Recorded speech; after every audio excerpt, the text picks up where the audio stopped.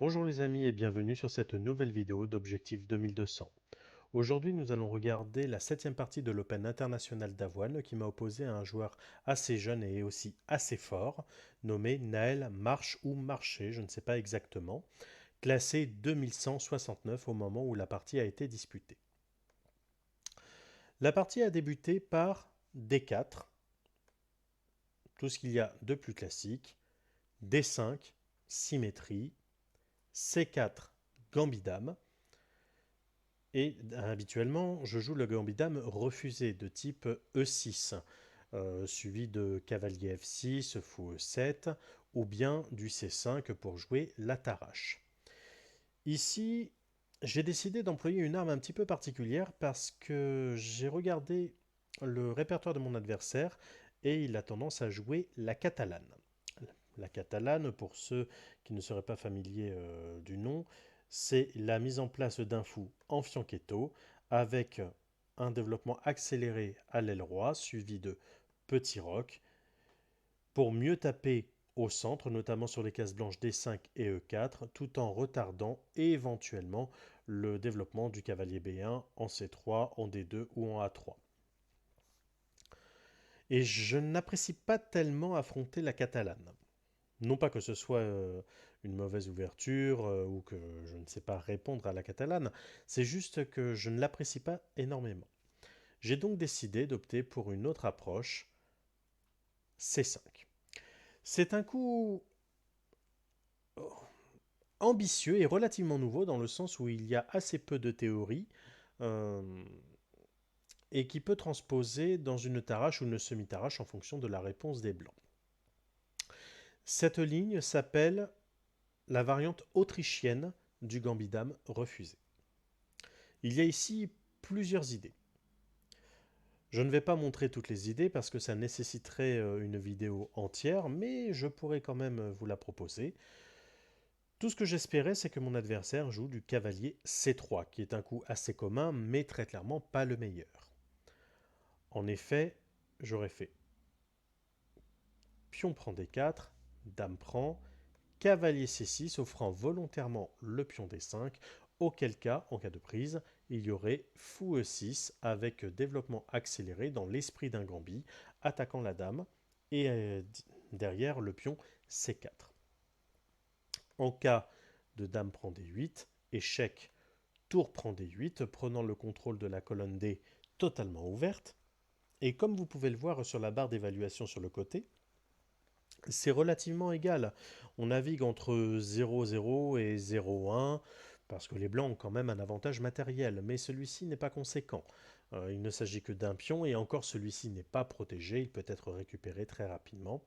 Et à partir de cette position, il y a énormément de pièges tactiques. Nous regarderons cela dans une autre vidéo. Revenons en arrière. Mon adversaire n'a donc pas joué cavalier C3, il a joué le coup le plus logique, à savoir C prend D5, comme ça aurait été le cas dans une véritable tarache. Dame prend D5, centralisation de la dame. Normalement, ce n'est pas conseillé, mais ici, il y a une double attaque, une double pression sur le pion D4. Celui-ci doit être protégé. Ou du moins, il peut y avoir une proposition de prise en C5, mais la prise en C5 ne semble pas nécessairement concluante. Il peut y avoir même un échange de dames suivi de E5 pour bien prendre le centre, libérer le fou de cases noires et ainsi permettre la récupération, le roi blanc étant déroqué. Bon, ça semble égal. Sur dame prend D5, il y a eu cavalier F3 sur protection du pion D4, pion prend, et un coup très malin mais qui est assez thématique dans ce type de position. En fait, il y a un vis-à-vis dame-dame par rayon X et on peut presque parler d'auto-clouage de la part du pion D4. Si le pion D4 venait à disparaître, eh bien la dame noire serait, en plus d'être en l'air, elle serait en prise. Donc les blancs ont joué cavalier C3, attaquant à tempo la dame. Le cavalier C3 étant imprenable, le pion D4 est auto-cloué. En cas de prise, dame prend. Et là, c'est gain blanc. J'ai décidé de répondre à cette provocation par dame à 5. créant un autre clouage. J'abandonne bien entendu le pion D4. Cavalier prend D4. Et là, je dois avouer que j'étais plutôt satisfait, dans le sens où il n'y a pas de structure de pion ni pour l'un ni pour l'autre. On a une position relativement plate. Et avoir un avantage de développement dans ce type de position n'est pas synonyme d'avantage, et encore moins de victoire. J'ai suivi la théorie par cavalier F6, coup de développement, préparant le petit roc, jouant au centre, notamment sur la case D5. G3. Et ce coup, je dois avouer que je ne m'y attendais pas. Non pas qu'il n'est pas logique, mais je m'attendais à quelque chose d'un petit peu plus... Je ne vais pas dire logique non plus, mais un petit peu plus voyant. Par exemple, du fou D2 pour créer des attaques à la découverte. G3 pourrait venir incessamment sous peu. Mais je ne m'attendais pas à un G3 immédiat. Et là, sur G3, je vois tout de suite qu'il peut y avoir un jeu sur les couleurs. Je ne sais pas encore comment articuler tout ça, mais je vois qu'il y a quelque chose à faire. Donc je décide de chasser dans un premier temps le cavalier D4 par E5. Évidemment, c'est cavalier B3 qui est joué. On pourrait éventuellement envisager un cavalier C2 pour empêcher un fou B4, mais le cavalier n'a pas un avenir si brillant que ça. On pourrait envisager un cavalier B5, un cavalier D B5, il faut le préciser, même si le cavalier C3 est cloué, avec l'idée de venir en D6 pour favoriser les échanges. Je m'attendais vraiment à cavalier B5. Mais non, cavalier B3, dame C7, fou G2. La position étant un petit peu ouverte, normalement c'est la paire de fous qui devrait s'exprimer. Mais les deux cavaliers sont déjà sortis et la dame a bougé plein de fois. La dame noire a déjà bougé plusieurs fois, donc il y a des risques de harcèlement. J'ai donc décidé de faire un clouage par fou B4. Je menace également un gain matériel. Par fou prend C3, B prend C3 et dame prend C3. Échec, attaque double pour le roi et la tour à 1. Ok, je peux gagner du matériel, mais la position va s'ouvrir et je vais avoir un très très très gros retard de développement. C'est donc pour cela que sur petit roc, j'ai décidé de prendre en C3, reprise et roquer. En effet, la menace est parfois plus forte que son exécution, et maintenir la tension sur le pion C3 sans cesse menacer de le capturer, ça a peut-être plus de poids, plus d'impact que la prise en elle-même. Et après tout, le pion C3 est sur une colonne semi-ouverte. Or, une colonne semi-ouverte profite au camp qui ne possède pas le pion, la colonne m'appartient. Et en jouant immédiatement au petit roc, je menace aussi du tour D8. Fou G5 clouage. Mince. Là, il menace une déstructuration. Et initialement, je voulais jouer quelque chose comme du cavalier C6 avec l'idée cavalier A5 pour aller en C4 et avoir un cavalier bloqueur. Je ne peux pas. Malheureusement, je ne peux pas. Une menace de créer une déstructuration. Je ne peux pas autoriser une réutilisation de la dame, donc je joue cavalier BD7. J'enferme temporairement le fou de case blanche.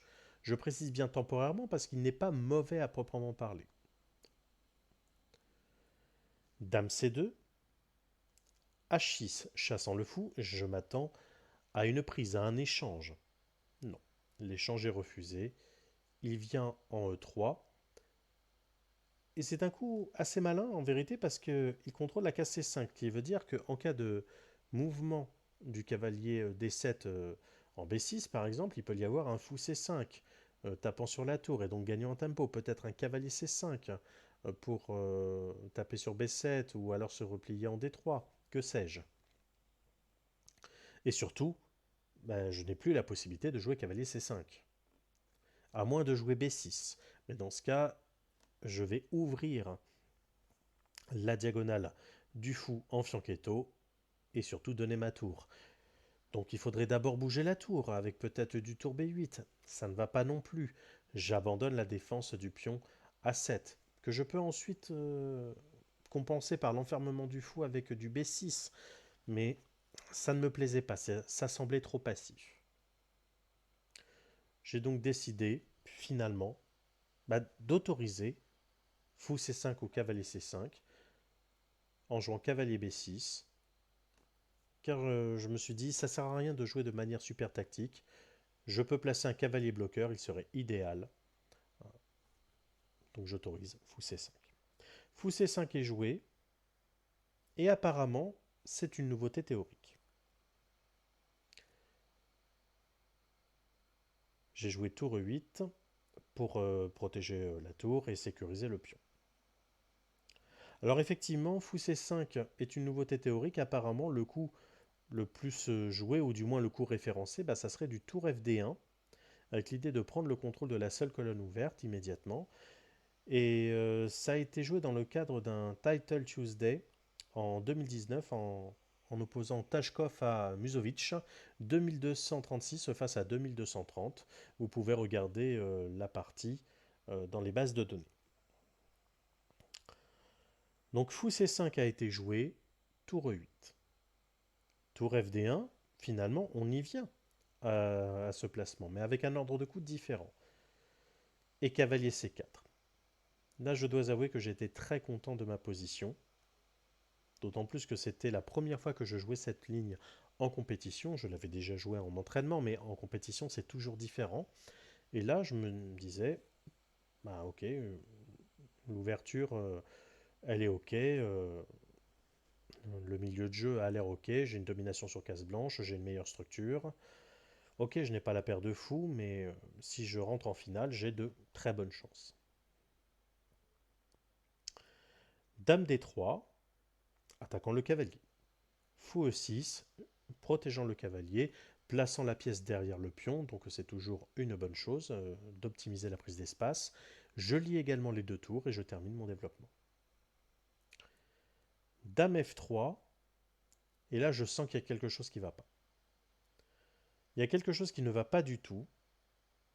Même s'il y a une batterie fou dame pour taper sur B7, je sens que ces pièces n'ont pas énormément d'espace. Je prends un risque, je joue B6. Et là, il comprend qu'il... Enfin, je vois dans son regard, dans sa communication non verbale, je vois que il n'avait pas nécessairement anticipé ça. Et en fait, son fou, il est un peu bloqué. La case A3 est contrôlée par le cavalier, la case D4 contrôlée par le pion, la case E3, ok, il peut y avoir des échanges, mais moi aussi je menace d'enfermer la dame, il peut y avoir du E4, il peut y avoir du fou G4. Il reste la case B4, mais auquel cas il y aurait du A5 attaquant le fou. Ici, j'ai beaucoup calculé le sacrifice de dame en A8. Il y aurait eu tour prend, fou prend, et juste pion prend. J'ai donné les deux tours contre la dame, mais j'ai en fait une pièce de plus. Il a joué un coup très malin que je n'avais pas nécessairement anticipé, dame C6. Et là, je pense m'être trompé. J'ai décidé de prendre un risque qui est discutable en vérité. Je me suis dit, ok, j'avais axé mon calcul principalement sur le déséquilibre, j'étais prêt à donner non pas une tour, mais plutôt une qualité. Eh bien, poursuivons dans cette ligne, avec du dame prend, fou prend, prise en C5, prise en A8, reprise en A8. Avec le recul, je pense m'être trompé, et j'aurais peut-être dû jouer du tour à C8 pour enlever le vis-à-vis, renforcer la batterie sur la colonne C, continuer de taper sur la dame et sur le fou, et en fait, euh, là je vais gagner du matériel, mais je ne donne pas la qualité. A priori, selon le moteur d'analyse, mon choix est justifié. D'un point de vue humain, peut-être qu'il est contestable. Je vous laisse mettre en commentaire votre avis. Est-ce qu'il est préférable selon vous de jouer la ligne qui a été jouée, donc dame prend C6, B prend C5, fou prend A8 et tour prend A8, ou bien est-ce qu'il aurait été préférable de jouer du tour à C8 pour renforcer la pression sur la colonne C? N'hésitez pas à le dire en commentaire. Donc pour reprendre la partie, il y a eu dame prend C6, fou prend, prise en C5, prise en A8, prise en A8, cavalier prend C5, fou H3, J'avais pour idée d'essayer de prendre le contrôle de la première rangée ou bien de jouer avec mes deux cavaliers pour prendre du E2 sur échec, forcer le roi à aller en H1 et ensuite rechercher une prise en F2 mat. J'avais une petite idée assez acrobatique. Tour à B1, tour C8, tapant sur le cavalier et indirectement sur le pion C3. C'est pas tant le pion C3 la vraie cible. Cavalier B7, un coup auquel je ne m'attendais pas du tout. Je m'attendais plutôt à du cavalier A6 en vérité pour aller en B8, mais cavalier B7 est tout aussi intéressant, peut-être même meilleur. Ça menace du tour D8 pour forcer les échanges et il resterait donc avec une pièce à longue portée sur laquelle je ne peux absolument pas apporter d'opposition. Là, j'ai décidé de mettre mon roi à l'abri ou bien de commencer à créer une attaque. J'hésitais. J'ai beaucoup hésité et finalement je me suis lancé. J'ai joué cavalier E4. J'espérais un tour D8. En effet, sur tour D8, j'aurais fait tour prend, cavalier prend C3, attaquant la tour, menaçant cavalier prend E2, donc interdisant tour C1, suivi de menaces diverses et variées pour finalement faire un cavalier F2 mat. Mais non, il a joué tour D3 qui est beaucoup plus précis, protégeant le pion C3, et là, en fait, je ne peux plus mettre en place mon plan, il va y avoir du F3, chassant le cavalier. J'ai décidé de mettre mon roi à l'abri au cas où. En effet, si jamais mon adversaire autorise la manœuvre suspensionnée, peut-être que je pourrais alors créer des petites menaces.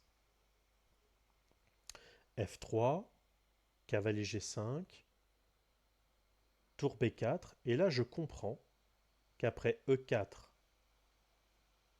qui a donc été joué, j'autorisais tour D4. Et là je me suis dit, ok, là il y a du jeu, je peux essayer de faire du E prend F3.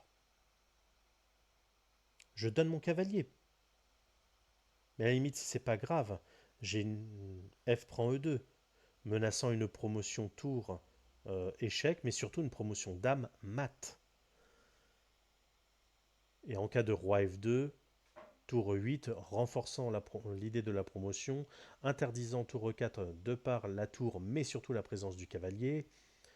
J'étais prêt à rentrer dans cette ligne, et j'ignore complètement si mon adversaire avait calculé ça, s'il était prêt à rentrer là-dedans, je l'ignore. Toujours est-il qu'il a joué très rapidement F prend E4. Cavalier prend E4, tour D4, cavalier CD2. C'est très clairement imprécis. Comme vous pouvez le voir, il y a un point d'interrogation suivi d'un point d'exclamation, donc c'est une imprécision. Qu'est-ce qui aurait pu être joué à la place de cavalier CD2? Peut-être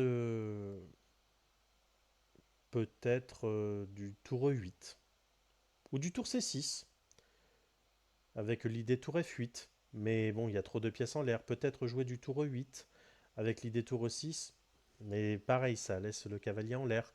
Peut-être jouer du cavalier ED2 avec l'idée tour C6 et tour F6. Cette fois, toutes les pièces sont protégées. C'est peut-être mieux. En toute sincérité, ici, je ne me sentais pas à l'aise. J'avais la sensation d'avoir loupé quelque chose. Et j'ai donc décidé de prendre un risque et de jouer cavalier CD2. Il y a eu tour prend E4, cavalier prend E4, tour prend E4, tour prend C3. Nous avons rétabli l'équilibre matériel, mais j'ai plusieurs micros-avantages qui, une fois additionnés, font que la position ne craint pas énormément pour les noirs.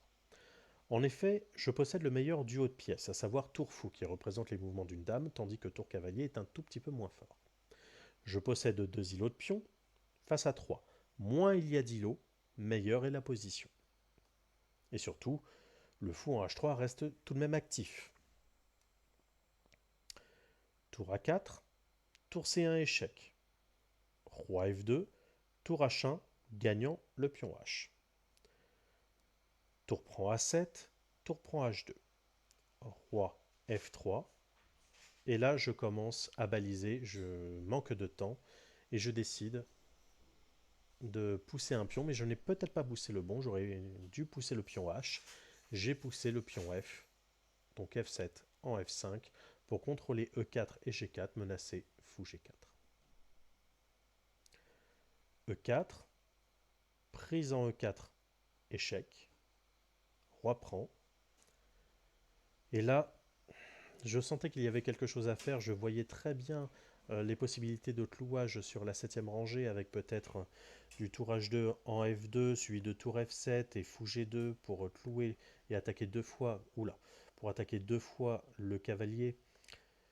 Mais là, je commençais à fatiguer, je me suis dit, ok, là t'as la nulle, prends la nulle, favorise les échanges, fais fou G2. Roi F4, mon adversaire propose nul, et je finis par accepter. C'est donc une très bonne nulle de combat, peut-être avec une certaine frustration, il y a des idées qui auraient pu être amenées un petit peu plus loin, mais ça reste quand même une très bonne nulle contre un 2169, un futur 2200, je n'en doute pas. Voilà, ce sera tout pour aujourd'hui. Merci d'avoir regardé cette vidéo. N'hésitez pas à lâcher des commentaires ou un pouce bleu, ça fait toujours plaisir et ça aide au référencement de la vidéo. Je vous dis à très bientôt pour une prochaine vidéo.